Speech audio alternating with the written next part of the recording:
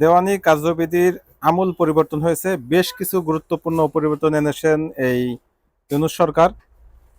এই মাসেরই 9 তারিখ থেকে যেটা কার্যকর হয়েছে, এবং এই আইনগুলি পরিবর্তন হওয়াতে আলহামদুলিল্লাহ এখন দেওয়ানি মামলাগুলি একটু দ্রুত শেষ হবে এবং কিছু মিথ্যা মামলা বন্ধ হওয়ার সম্ভাবনা রয়েছে। যদি বলি যে প্রথমত আরজির সাথে বাদী তার জবানবন্দি দিয়ে দিতে পারবেন সাক্ষী হিসেবে।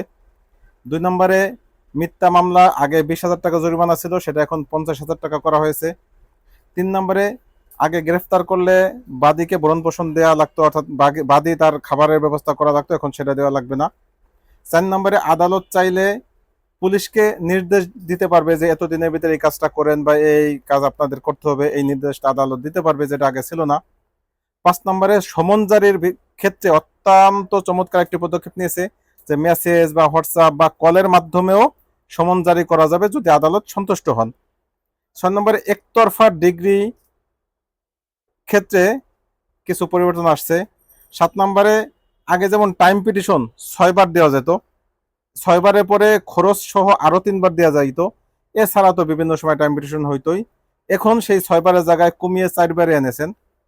এরপরে জবানবন্দি এফিডেভিটের মাধ্যমে যেটা দিবে সেটা গৃহীত হবে কিনা সেটা বিচারক নির্ধারণ করবেন। এর পরবর্তীতে এটা এক্সামিনেশনের সময় ওই বাদীকে আবার হয়তো কল করা যেতে পারে।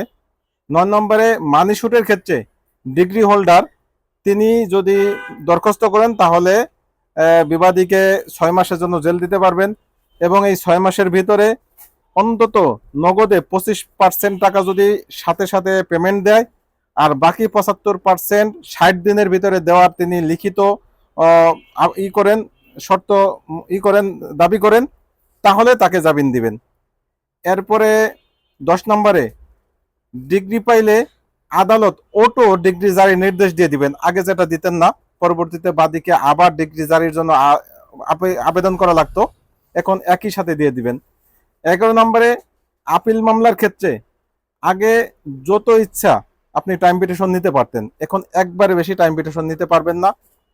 আগে যেমন দোনো পক্ষ না থাকলে অনেক সময় মামলা খারিজ হয়ে যাইতো, কিন্তু এখন সেই মামলা খারিজ হবে না, বরং এখন মেরিট অনুযায়ী যদি সাক্ষী প্রমাণ যথেষ্ট থাকে তাহলে বিচারক তার রায় দিবেন।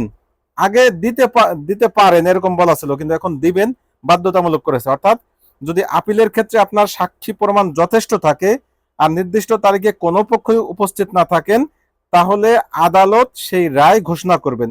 এই মূলত এই বিষয় নিয়ে আমার বিস্তারিত ভিডিও কালকে আসবে। আশা করি চ্যানেলটি সাবস্ক্রাইব করে সাথেই থাকবেন।